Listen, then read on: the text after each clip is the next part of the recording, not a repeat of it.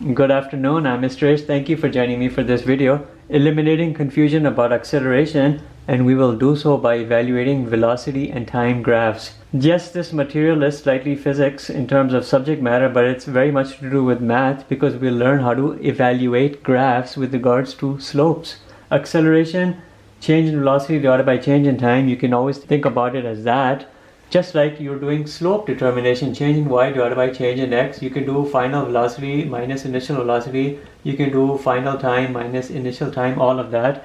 You can think of everything here with regards to slope, and that slope representing what the acceleration is. And I guarantee you this is relevant and very important material, especially for 12th grade students. We will do everything here in a case-by-case manner with regards to graphs, starting with the first graph to be this. The time is always on your x-axis, remember that. The velocity is always on your y-axis, the units meters per second, units here time. I'll show you everything here with regards to how I wish it had been taught to me, though it wasn't. We have this velocity versus time graph. Time is your independent, velocity is your dependent variable. How do you analyze this with regards to what the curve means and what the slope means?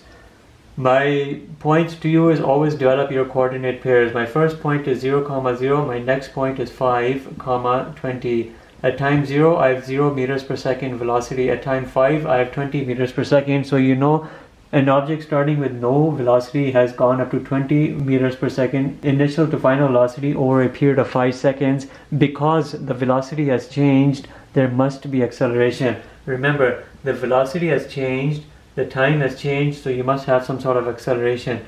Do your slope determination. 20 divided by 5, which represents 4 meters per second square. This slope is your acceleration. Because you have a straight line over here, you have a value here, acceleration determined by your normal slope formula. What you have here is a constant acceleration, which means at any period of time, the acceleration is always 4 meters per second square, which is why you see a change in velocity. At time 1 second, you should be here in terms of velocity 4 meters per second. At time 2, you'll be at 8 meters per second. And at time 3, you'll be at 12 meters per second. Time 4, you'll be at 16, and time 5, you'd have 20. So when you're looking at a velocity and time graph which looks like this, you have positive acceleration, which means an object is increasing in its velocity over a period of time, but the acceleration is constant. At any time interval, the acceleration is always the same. That right there is this graph. Let's analyze another one. Our next graph to analyze is this.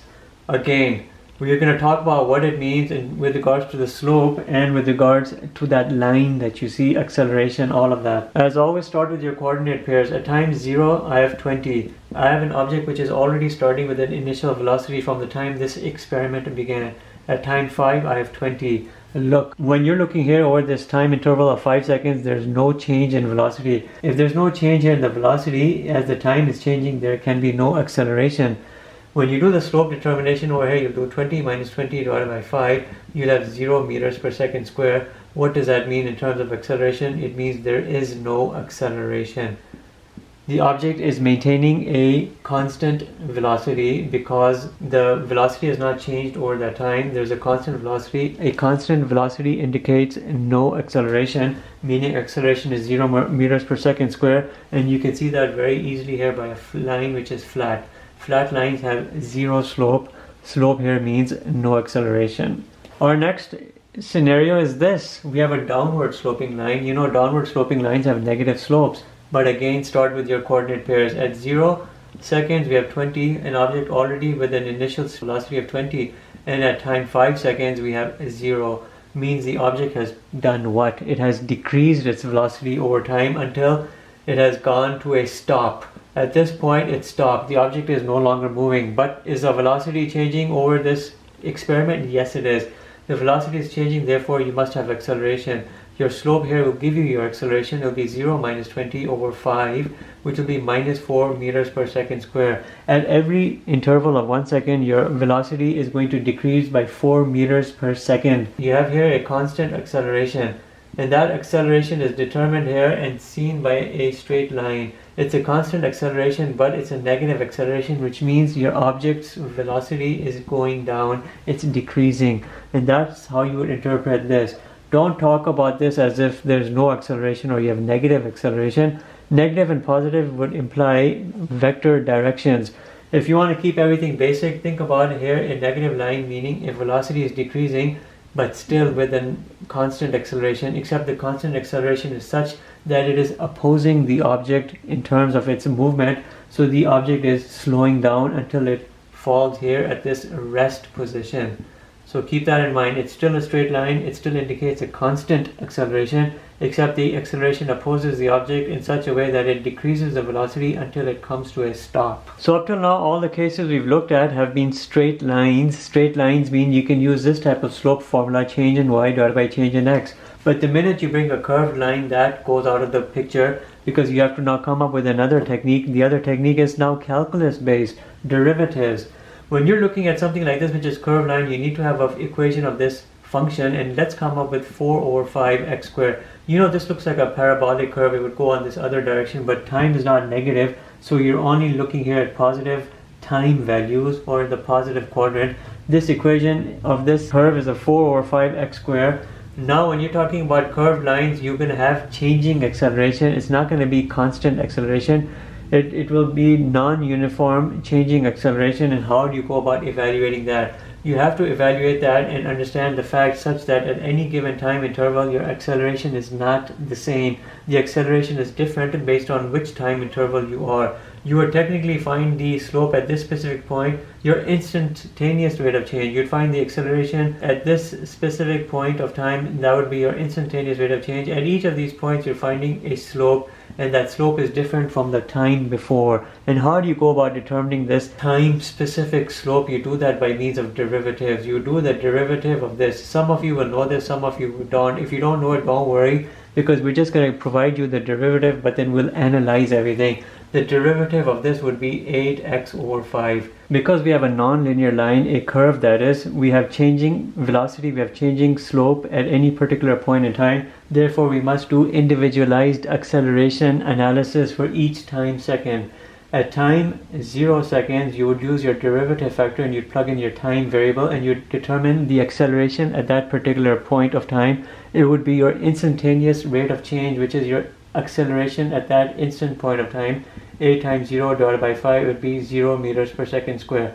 At time 0, the object is at rest. There is no change in velocity, therefore there is no acceleration. At time 1, this indicates here we're using the derivative function. This is the original function. That right there is your derivative function. That little slant over here represents a derivative. You do 8 times 1 over 5. Here you'd have 8 over 5 meters per second square. The object has begun to move. By 1 second there's a change in velocity, therefore there must be a change in acceleration. And at time 2 seconds you do 8 times 2 over 5. See this individualized acceleration analysis, that's what we're doing. 16 over 5 meters per second square. And likewise at time 3 you do 8 times 3 over 5. Everything coming here in this, you'd have 24 over 5 meters per second square. We can come over here for the other ones. At time 4, I've erased here the time value over here, it's in the way. We have here 8 times 4 divided by 5, which is 32 over 5 meters per second square. And lastly at time 5, using the derivative factor, which is this, your derivative factor or your derivative function, we have 8 times 5 divided by 5, which is 8 meters per second square. So what does all of this tell you? It tells you at each particular point of time after time 0 seconds, because the object has begun to move, the velocity is changing, therefore you have acceleration. But at each time interval you do not have the same acceleration, you have a different acceleration. Therefore you don't have constant acceleration, you don't have uniform acceleration, you have non-uniform changing acceleration. But again, because it's a positively oriented curve, everything here is always positive with regards to your slope. Therefore all of these acceleration values are all positive, indicating that your object over a period of time is changing its velocity, it's increasing its velocity. And that right there is how you would interpret everything. With linear curves it's easy, you use your basic formula. With changing lines or with curved lines or sloping lines, you have to use derivative factors to do your analysis and your individualized slope determinations, each of those representing a particular acceleration at that particular point of time, which is usually not the same as any other period in time. And that's acceleration in terms of velocity and time graphs for you here. Everything has been presented. And we'll end the video with that. Thank you for watching. Have a good day.